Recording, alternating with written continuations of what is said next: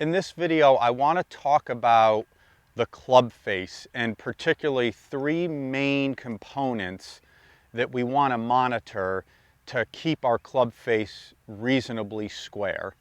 Because remember, at the end of the day, we're trying to hit a ball out to a target. If the face angle is misaligned, if it's either too close to the left or too open to the right, and we're trying to hit the ball to the target, that just allows us to have to compensate, encourages compensation to try to athletically, instinctively manipulate the ball to the target.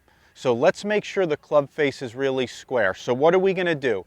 There's three components. Number one is the grip. And in other videos, you've heard me talk about the grip, but let's just do a quick review on this. Is that obviously when we grip the club, you can either hold the club up in front of you or place it on the ground, making sure that the bottom edge of the club, the leading edge, is square or looking straight out at your target. So with your glove hand, your lead hand, as a right-hander, my left hand, my palm is facing down towards my inner thigh, the club's very much in the fingers, and the thumb is on the side. So when I look down, I'm going to see the top of my glove, I'm going to see the logo, I'm going to see at least two knuckles, the index finger and then my middle finger. I'm going to see the knuckles of those. And then the right hand's going to come in from the side and connect the left thumb with the right palm, and then you can either interlock or overlap. So if I put my wrists out and extend them where they go to a neutral position, you can see the club face is really square. If I put my grip in a weak position where both hands were turned to the left or towards the target, and I put my wrists in a neutral position, you could see the club face is now open. And if I did a really strong grip where I cranked both hands way to the right and those wrists go to a neutral position, now you can see the club face is closed or looking to the left. So number one, we want to have a good grip. Number two are wrist angles or our wrist positions. So after I put my hands on the club, if I move my wrists around, you can see, if you look closely, the face angle changes a lot. So as some checkpoints, once I have a good grip, as I start to take the club back, when I get to parallel in the backswing, the back of the left hand is flat or almost gently feeling down, and you can see the club face is slightly toe down, and that's actually a square club face. When we get the club toe up, a lot of people think that's square. That's actually open. That's going to make the ball go to the right. So in the takeaway, make sure that the club face has a little bit of an angle where it more kind of matches your body angle or your spine angle, so to speak. Okay? So the club face is square there. The wrist is flat. The right wrist has a little bit of bend and is on top, but as I continue to turn and I get to left arm parallel in the backswing, the back of the left wrist is really flat. The right wrist has a little bit of bend to it. And I go to the top, the left wrist stays flat. And the right wrist is more under, kind of like you're holding a tray. That's an old classic analogy for how you could support the club. And that also makes sure your wrists are good. So when your left wrist is flat, we call that flat. If it's beyond flat, that's bowed.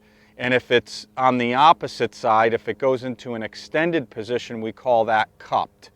So this is the position we want to avoid because that gets the club face open where the toe is hanging down there. We do not want that. Okay? So if we have a good grip and we make sure the face is square where it matches your body angle, your wrist is flat, and you go to the top, the left wrist is flat, or even slightly bowed beyond flat, I'm okay with. And then as we come down, if you're going to film yourself in slow motion, you look for this. Make sure that in the downswing, the wrist is flat, the left wrist. In fact, in many world-class players, you'll actually see the back of that left hand start to turn down more. Okay, that's what we call flexing. That lead wrist really starts to flex, and that really keeps the face square. Now the other thing in the backswing, the third main component that influences the face angle, is simply our arm structure. So if I get to the top, and something I look at a lot is the right arm, the trail arm. If that right arm gets high, you can see that puts the left wrist in a cup position, and at the end of the day that gets the face open.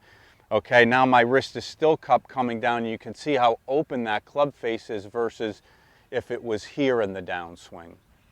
So grip, wrists, and arm structure, where your right arm has this 90-degree angle at the top and it's under the club, those are positions that are going to tend to keep the club face really square. Left wrist stays flat, right wrist is bent. Okay, that right arm is staying in a good spot, it's not getting high.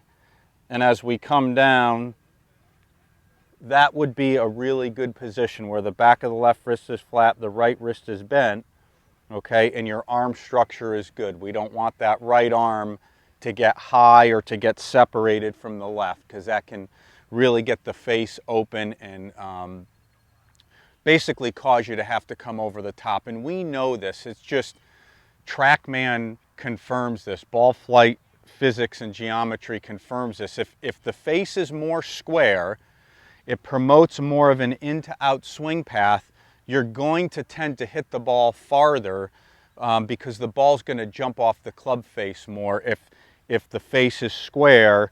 That's why when if you hit a pull to the left, the ball goes further, because you're actually delivering less loft. And when the club has less loft, all that energy is going more into the back of the ball. If your face is open, the ball slides up the face and it's more of a glancing strike. So keeping an eye on your club face through your grip, your wrist angles, and your arm structure is absolutely going to promote more some draw patterns, some right to left patterns, and help you hit the ball further.